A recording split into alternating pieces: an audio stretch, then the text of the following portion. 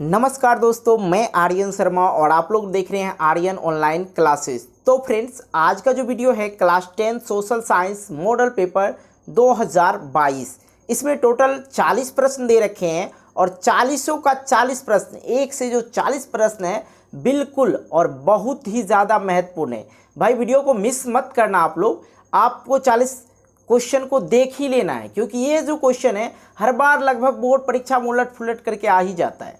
ठीक है, इसलिए वीडियो को बिल्कुल भी इग्नोर ना करें, शुरू से लेकर अंत तक देखें।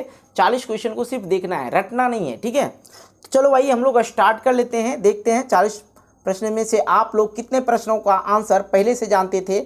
आप हमें ये चीज़ कमेंट बॉक्स के माध्यम से कमेंट करके बताएंगे। ठीक है, और इसका जो है ये पार्ट 2 है। ठीक है, यहाँ पर देखो पार्ट 2 लिखा हुआ, सेट 2 मतलब पार्ट 1 बन चुका है। अगर आप लोग नहीं देखे तो इसी वीडियो के नीचे डिस्क्रिप्शन बॉक्स में लिंक दे देंगे, वहाँ जाकर देखिएगा। ठीक है, अब यहाँ पे पहला सवाल है, भारत में कितने राष्ट्रीयकृत बैंक हैं?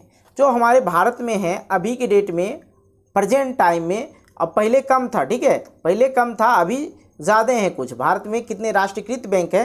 तो इसका राइट आंसर हो जाएगा बी। इसका राइट आंसर क्या हो जाएगा? बी, 19। कितना? 19। याद रखना आप लोग को, क्या? 19। ठीक है, इसका राइट आंसर आप लोग करेंगे क्या? 19। अगला प्रश्न हम लोग देखते हैं 2 नंबर। मानव को न्यूनतम आवश्यकता क्या है? मतलब कम से कम मानव के पास, एक इंसान के पास क्या जरूरत होना चाहिए? रोटी, कपड़ा और मकान। अब बोलेंगे भाई बाइक, मोबाइल, कंप्यूटर वगैरह वगैरह की ज़रूरत नहीं है। हमें जीने के लिए क्या चीज़ की ज़रूरत होगी? रोटी खाने के लिए, कपड़ा पहनने के लिए और मकान हम लोग रहने के लिए। ये चीज़ चाहिए, ये चीज़ मिल जाए, इंसान अपना ज़िंदगी गुजारा बसारा किसी ना किसी तरह कर लेंगे। लेकिन इस तीनों चीज़ में से कोई एक चीज़ ना हो तो इंसान बेघर हो जाएंगे। घर नहीं रहेंगे, बेघर हो जाएंगे। रोटी नहीं रहेगा, भिखारी बन जाएंगे या भूखे मर जाएंगे। मकान नहीं रहेगा तो भटकते रहेंगे। ठीक है, आइए तीसरा नंबर प्रश्न है, इनमें कौन पूर्णतः सरकारी सेवा है? ठीक है, अब इनमें से कौन सा पूर्णतः सरकारी सेवा है? कुछ बच्चे सरकारी स्वास्थ्य सेवा मार देंगे, शिक्षा सेवा मार देंगे, लेकिन जो बिल्कुल गलत है।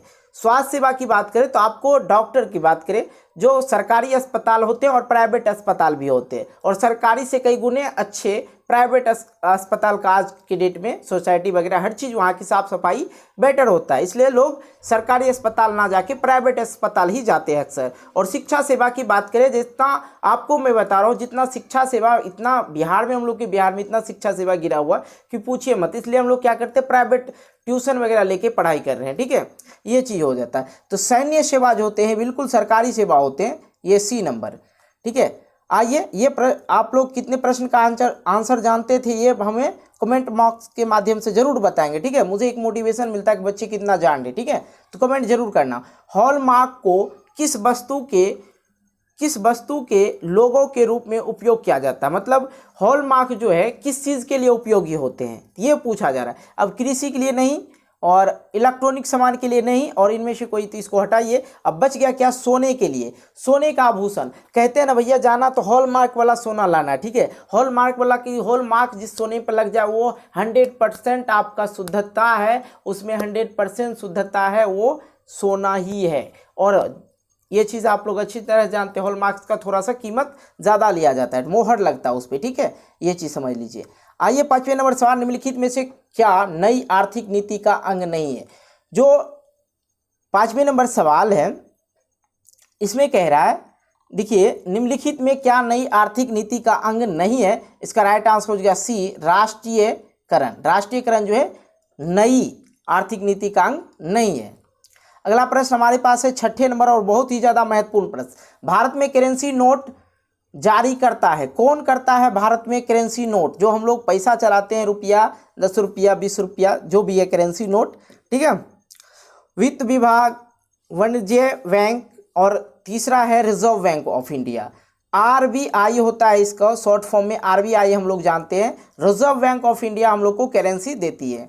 अगला प्रश्न हमारे पास है 7वें नंबर, किसने कहा मुद्रा वह है जो मुद्रा कार्य करती है? अब 500 रुपया का नोट जो पहले वाला चलता था, 1000 रुपया का नोट, वो अभी चाके चलाएंगे तो चलेगा? उससे कोई कार्य होगा? नहीं होगा।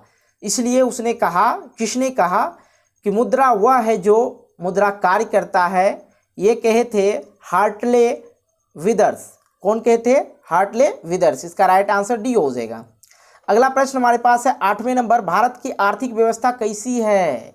भारत की जो आर्थिक व्यवस्था वो मिश्रित है। कैसी है? मिश्रित है। इसका राइट आंसर डी कीजिए। ठीक है, आगे आइए। आगे जो हमारे पास है 90 नंबर प्रश्न, क्या विकासशील देशों में कार्यशील जनसंख्या अधिकांश संलग्न है? ठीक है, विकासशील देशों में जो विकास हो रहे हैं देश, कार्यशील जनसंख्या अधिकांश संलग्न है कौन से क्षेत्र में? कौन से क्षेत्र में, ये पूछा जा रहा है ना। तो इसका जो राइट आंसर करना है कृषि क्षेत्र में। इसका राइट आंसर क्या हो जाएगा? कृषि क्षेत्र में। और देखो यहाँ पे 10वें नंबर प्रश्न है, निम्न में से कौन बहुराष्ट्रीय कंपनी है? भाई फोर्ड मोटर्स जो बहुत पुराने हैं, अच्छे भी होते हैं, सैमसंग जो हम लोग फ़ोन यूज़ करते हैं, ठीक है, और कोको कोला, ये सारे जो है हम लोग कोको कोला भी पहले से ही पी रहे हैं, और सैमसंग का ही फ़ोन ज़्यादा स्मार्टनेस लाया, मतलब जो एंड्रॉयड फ़ोन है सैमसंग वगैरह से या ज़्यादातर हम लोग जानने लगे, और फोर्ड मोटर्स भी, कोको कोला तो आप लोग भी जानते हैं। ये सारे जो हैं बहुराष्ट्रीय कंपनी। इसका राइट आंसर डी ठोको। अगला प्रश्न 11 नंबर है, निम्नलिखित में कौन नवीकरणीय संसाधन है? तो इसका राइट आंसर डी ठोको, लौह अयस्क। कौन सा? लौह अयस्क। ठीक है, अगला प्रश्न हमारे पास है 12 नंबर, और 12 नंबर कह रहा है क्या? जामनगर तेल शोधक कारखाना किस राज्य में स्थित है? यही कह रहा है ना। तो इसका राइट आंसर हो जाएगा ए, मतलब गुजरात में ये जामनगर तेल शोधक कारखाना। ठीक है, ठोकते चलना है, लाइक जरूर ठोक देना है। तारापुर परमाणु विद्युत केंद्र है। तारापुर जो है परमाणु विद्युत केंद्र कहाँ है? ऑप्शन बी इसका राइट आंसर हो जाएगा महाराष्ट्र में। कहाँ है? महाराष्ट्र में है।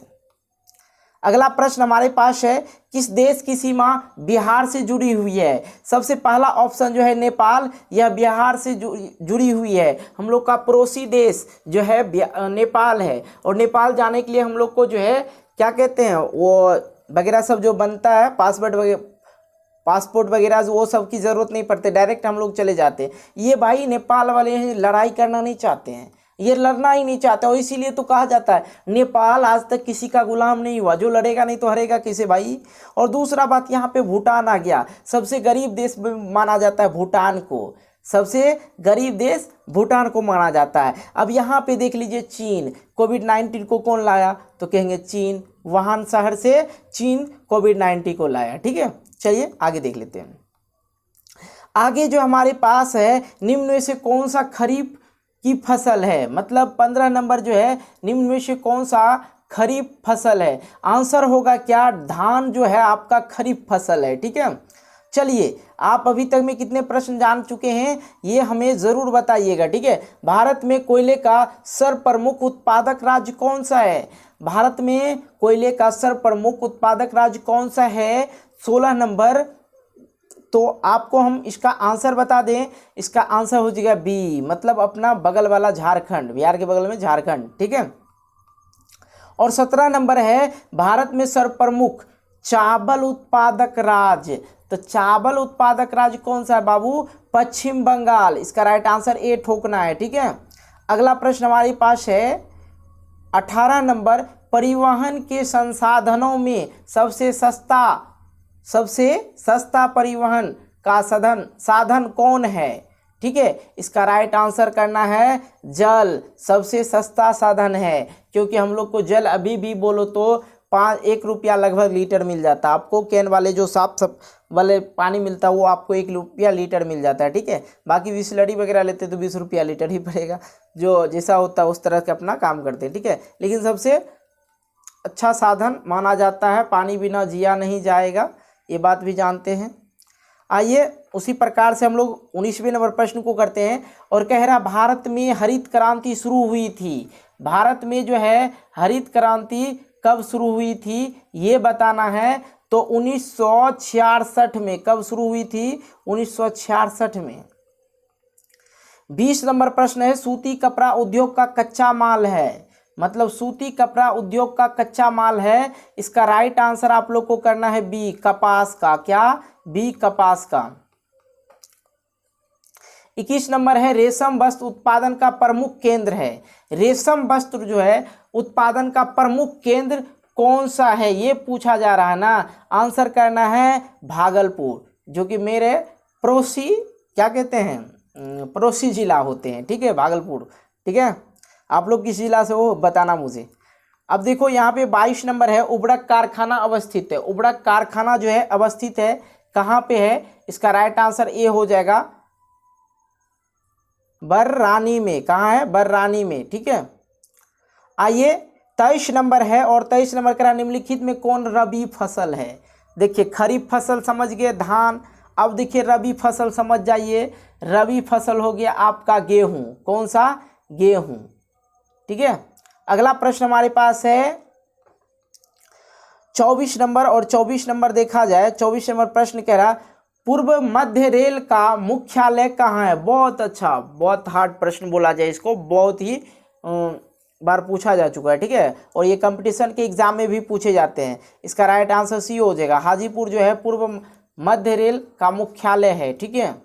अगला प्रश्न हमारे पास है, जो हाजीपुर से बच्चे होंगे उसको पता होगा, कहलगांव तापीय विद्युत परियोजना है। कहलगांव, तो कहलगांव कौन सा जिला में है बाबू, आप लोग को याद है, भागलपुर जिला में कहलगांव है, ठीक है।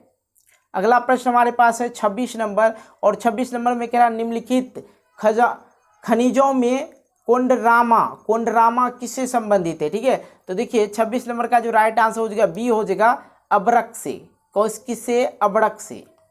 अगला प्रश्न हमारे पास है 27 नंबर, और 27 नंबर कह रहा है बिहार की किस नदी की उत्पत्ति अमरकंटक से हुई है। बिहार की किस नदी की उत्पत्ति अमरकंटक से हुई है। तो 27 नंबर का आप लोग को राइट आंसर करना है सी, ठीक है, सोन नदी से।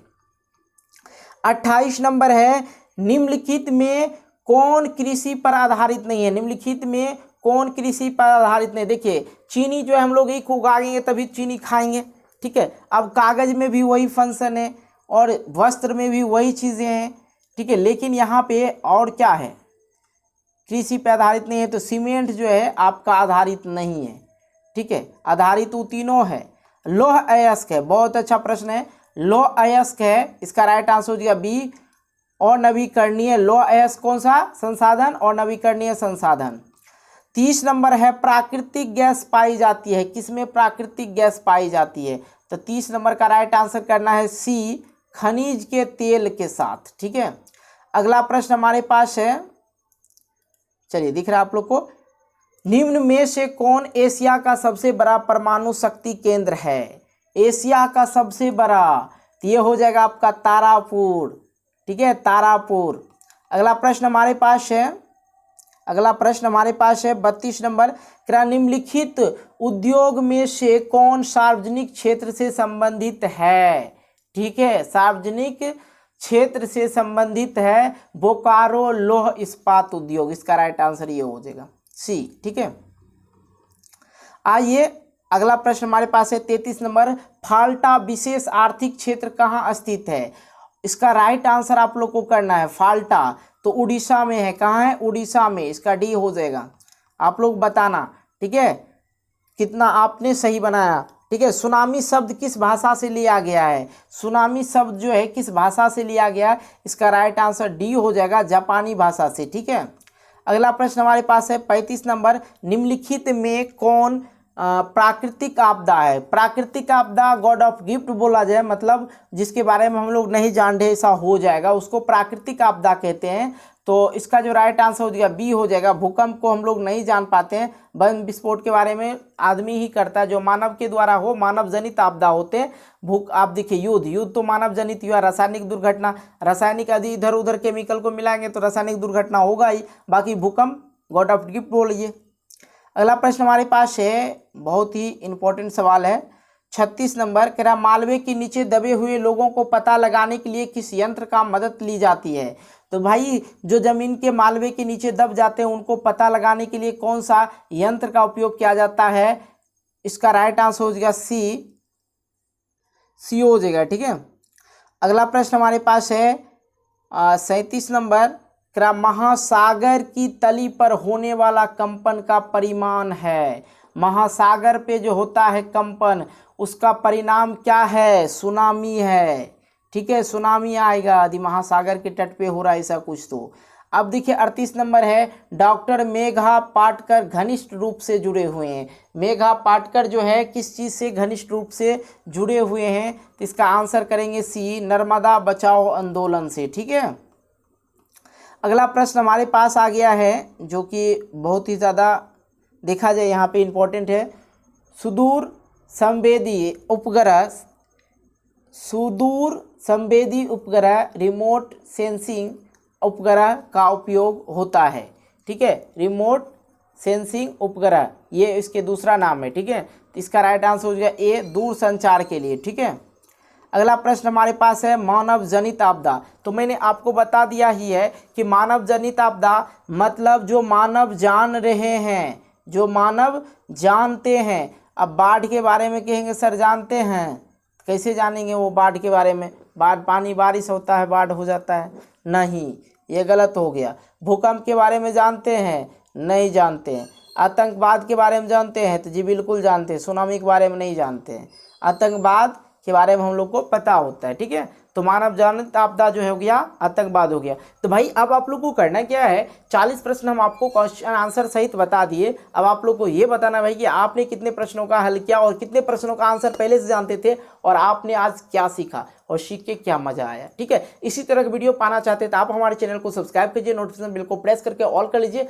और हाँ दोस्तों के साथ वीडियो को जरूर शेयर करना है। और भाई लाइक ज़रूर करना, आपका एक लाइक मुझे मोटिवेट करता है कि नई वीडियो बनाने के लिए, इसलिए लाइक ज़रूर करना। और इसका पीडीएफ यदि आप लोग चाहते हैं तो आपको टेलीग्राम चैनल ज्वाइन कर लेना होगा। नीचे डिस्क्रिप्शन में व्हाट्सएप ग्रुप टेलीग्राम ग्रुप का लिंक दे रखे हैं, वहाँ पे जाके ज्वाइन कर लेना। आप लोग को पीडीएफ वहाँ पे बिल्कुल फ्री मिलेगा। तो मिलते हैं नई वीडियो को लेकर, तब तक के लिए बाय बाय, जय हिंद, जय भारत, टेक केयर।